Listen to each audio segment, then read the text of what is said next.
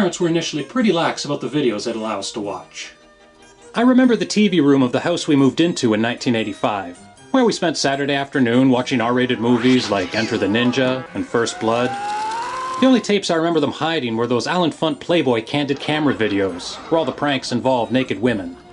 Then all of a sudden, our parents became more restrictive. Dad started blocking off the TV room by hanging a sheet over the entrance, so we could only hear the audio of whatever horror movie he was watching.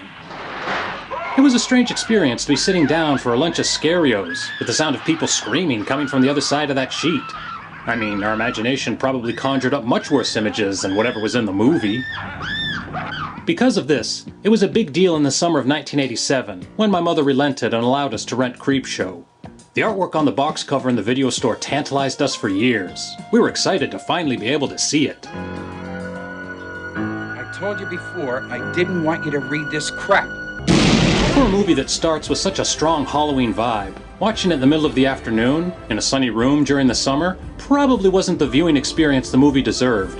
But it's a damn good thing we didn't wait until evening. That day, our mother wanted to get us out of her hair for a few hours by taking us to the public pool. But we wanted to watch Creepshow first. Our mother says, fine, whatever. So when the movie's over, we grab our towels and head over to the pool. But when we get there, the parking lot is filled with fire trucks and ambulances and kids being wheeled out on stretchers. Turns out there was a chlorine leak. Yeah, we have a leak here, George. If we hadn't delayed going because we were watching Creepshow, we would have been in that contaminated water. Sure, it's not as dramatic as Seth MacFarlane missing the flight that ended up crashing into the World Trade Center, but getting sick from the chlorine definitely would have put a damper on that summer. Creepshow's anthology structure of 5 stories appealed to us. Our favorite TV shows around that time were The New Twilight Zone and Steven Spielberg's Amazing Stories. There was something cool about not knowing what you were getting when you tuned in. One episode could be funny, the next terrifying. Also, we were really into the type of horror comics that inspired Creepshow. We didn't have any of the original EC comics, but the version DC put out. Creepshow's wraparound story concerns a young boy and his angry father, who doesn't like his son reading horror crap. Dan, you didn't have to Hit him? Not only do I find out he's reading this crap, he's a goddamn little snoopers. The father is played by Tom Atkins, who is one of those people who just doesn't look right without their mustache. For years, I didn't even realize this was the same awesome guy from Night of the Creeps and Halloween 3. The boy is played by Tabitha King's son, novelist Joe Hill. I know I shouldn't bag on a child for not giving a professional performance, but could they not have gotten a different kid to dub his dialogue? I swear, I needed the closed captioning to understand what the hell this mushmouth was saying. No, it wasn't like that! It's bad for me to get your cufflinks on Sunday! I read an interview with Stephen King, where he tells a story about him taking Joe to get a fast food burger after shooting, and the woman at the drive-thru freaking out because he still had the bruise makeup on his face and she thought he was an abused child. Maybe the makeup looked more realistic in real life than it does in the movie? His cheeks looked to me like he was just playing with his mother's blush or something. Nothing beats a great opening credit sequence, and Creepshow has one of the best. I've mentioned this before, but it's worth repeating. In a world before The Simpsons and South Park, R-rated animation had such a subversive and nasty tone. Just this little snippet of the creep was unlike anything we'd seen before. Today, I marvel at how perfectly the score is married to the images. The music goes through a lot of nuances. Bold, dramatic, haunting. You hear a lot of lazy synth scores from movies of that era. But the music in Creepshow is as cinematic as anything the London Philharmonic provided.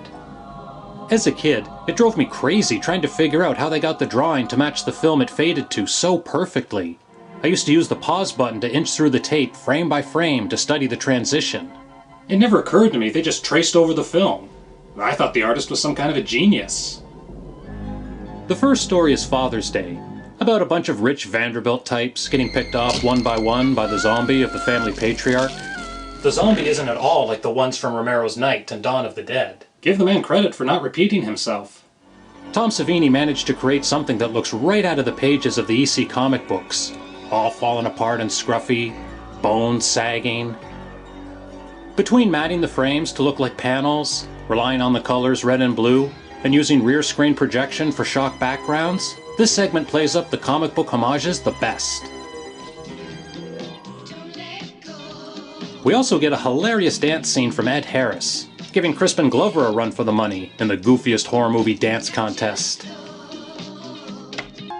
Coming soon. Like a lot of trailers, the one for Creepshow includes a scene that wound up being cut out of the movie. Thanks to some behind-the-scenes home movies from Tom Savini, you can see it was from Father's Day, Aunt Bedelia looking at her husband's corpse in the morgue. It looks like they also shot a more gruesome scene of him being shot in the face.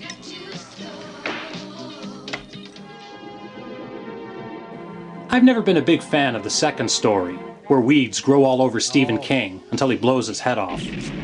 Although I appreciate many of the artistic touches, like the surreality of Geordie's father appearing in the mirror, and the way the water hypnotizes him into jumping into the tub, this segment is just too broad and cartoony for my taste. I do wonder, was it really that painful having the weeds grow on him? Couldn't he just shave them off each morning? So he's got a little green stubble. Big deal. Yeah, that probably wouldn't work, because as well as the green stuff growing on him, there's probably all kinds of roots growing deeper and deeper into his body, like an insidious cancer, wrapping around his lungs and his heart. He was probably in agony, choking to death. The third segment is one of my favorites, featuring two future comedy stars, Leslie Nielsen and Ted Danson. This one plays out like one of EC's crime comics, where the husband takes sadistic revenge on his cheating wife's boyfriend, before turning into the typical EC ending of having the corpse come back for revenge. Interesting, the movie is basically doing the same story twice, the dead coming back as zombies for revenge. But because the tone and visual style and setup is unique each time, you don't notice the repetition. Hats off to Ted Danson, not just for putting up with the heavy makeup for his drowned corpse, but also for getting all that sand stuffed into his face. I can't imagine how sucky it would be to have grains of sand dangling off your eyelashes and tickling your nostrils and not being able to wipe it away. And check out the sand in his ear canal. I hope he had earplugs in. Another thing that always stuck out to me as a kid was how weird the picture playing on the TV is. That great video? I love this stuff. Now just look at the quality of that picture, Harry. I couldn't put my finger on it, but something seemed off. No, that's a trick. You son of a bitch! That's some kind of special effects trick. You see this in a lot of movies of the 70s and 80s. Because the frame rate of film and video are different, a movie camera shooting a TV screen causes scan lines to be visible. So to get around that, they would just composite the film over the TV. But it never looks right. It's missing the glare of the screen, and the slightly rounded shape of the picture tube. I always like it better when you see those pesky scan lines. It makes what's playing on the TV look more authentic. Oh, the tide. My favorite music cue in the movie is the scene where Leslie Nielsen abandons Ted Danson to his fate.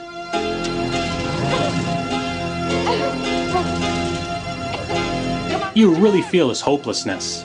It's funereal. Come on, Richard! Please! And it's touching when he sees his girlfriend dying all alone. Her last word's his name.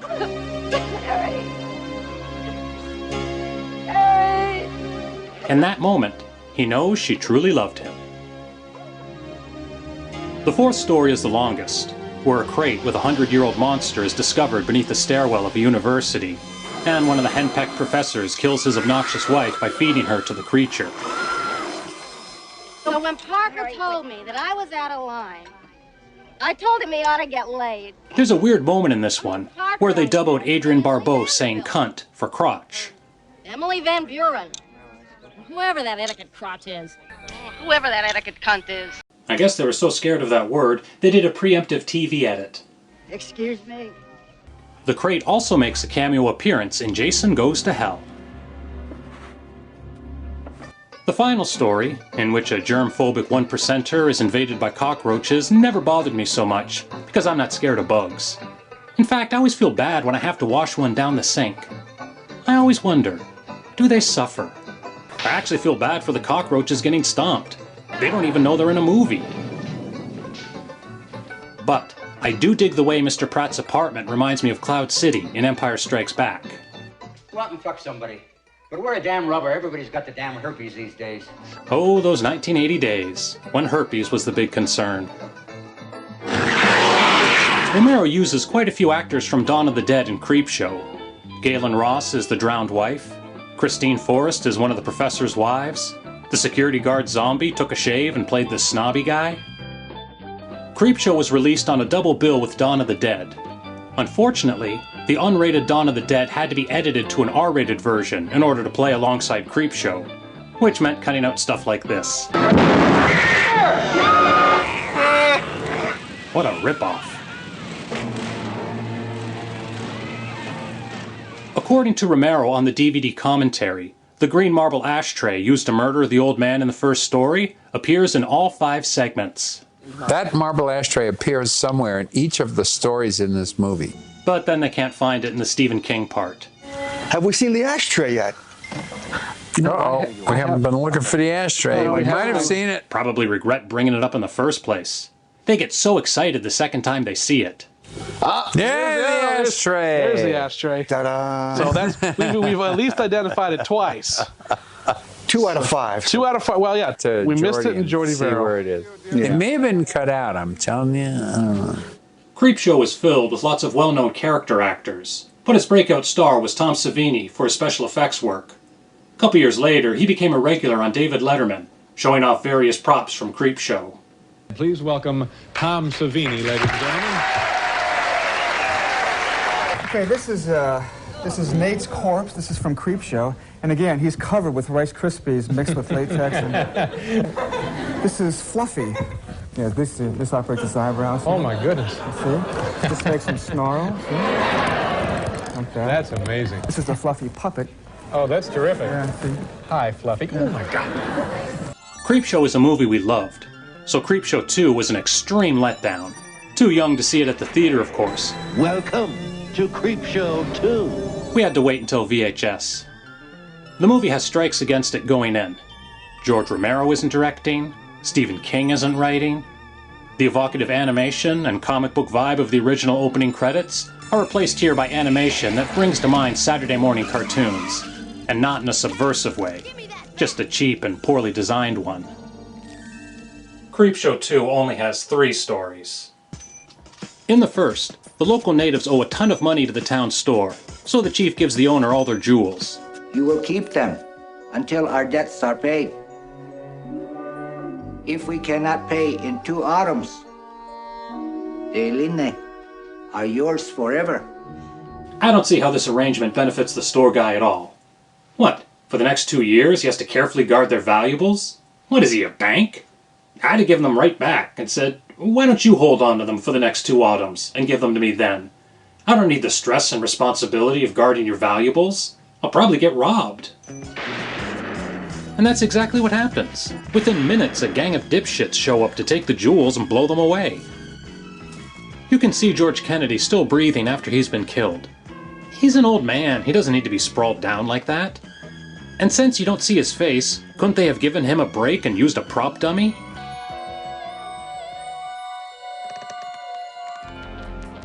This story feels more like an episode of Steven Spielberg's Amazing Stories. The effects of the wooden cigar Indian coming to life look great. The sound effects and the visuals really create the illusion of solid wooden blocks suddenly coming to life. In fact, I'd say the effect is better than any of the animatronics in the first Creepshow. Although the creep is well designed, the movements are awkward and puppet-like. It doesn't really look alive the way the chief does. So Chief Woodenhead goes around town, murdering each of the robbers. Shame he didn't step off his perch and intervene when they first showed up, instead of waiting until after they murdered everyone. One detail I really like is that the 3 robbers are all watching the same movie on TV, but it's only at the rich kid's house it's in color. Shitty reception though. The second segment, The Raft, is based off a short story in Stephen King's collection Skeleton Crew, which is probably why it's the most satisfying of the 3. I find it odd the one girl swims out there still wearing her sweatshirt. Wouldn't that be awkward? And since it's so cold, wouldn't it be nice to have something dry waiting for you back on land when you return? Maybe she was just modest and too uptight to strip down to her underwear in front of everyone. No, because once she's out on the raft, she gets undressed. What, did she think the extra clothes would keep her warm in the cold water? They wind up trapped on the raft, while a gooey black monster eats them one by one.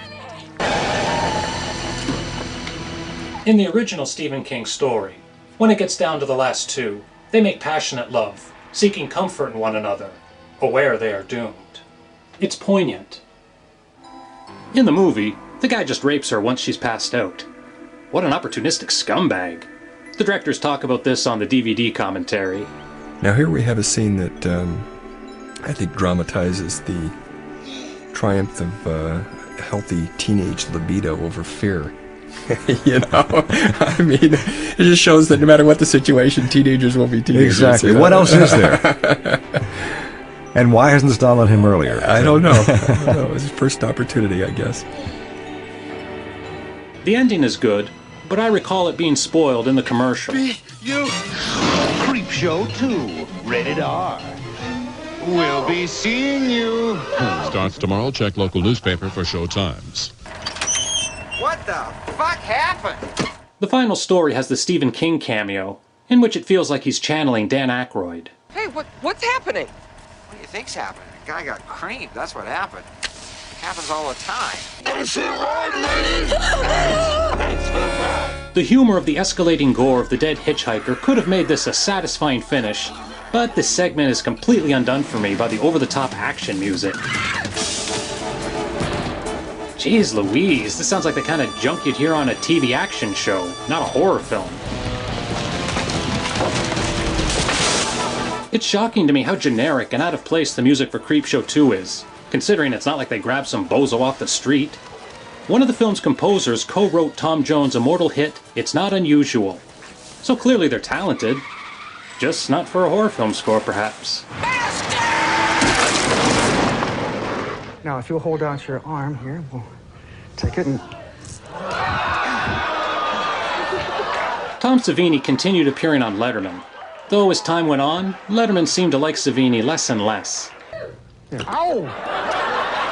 Jeez! You're Jiminy! Look at this. No, Tom. See, you see this? This is all charred hair. Well, you didn't do it very long. Well, I couldn't because it was quite painful because of the... The first shot is going to hit you. Just do it. Okay. I don't know. Now, the stuff's going to come out of there, isn't it? I'm going to point over there. Oh. Yeah, and then over there. I have an even better idea. Okay. Just say bang. You sure? Are you ready? Just do it. Hurry. Now you me off. And I see last time your hand was in the bucket. That's right, because there was a great deal of pain. Closer. Close! Do it! Just get it over. Oh! Now, I felt that! Savini even got cut off, just as he was getting ready to plug his performance as the creep in Creepshow II. These are the same appliances that I wore We're playing... supposed to see some kind of an explosion here. We got to get into the explosion. Do you know anything about that? Yeah. I was going to warn you not to touch this button here. All right, so I touched the button and there will be an explosion? I hope so, yeah. Okay.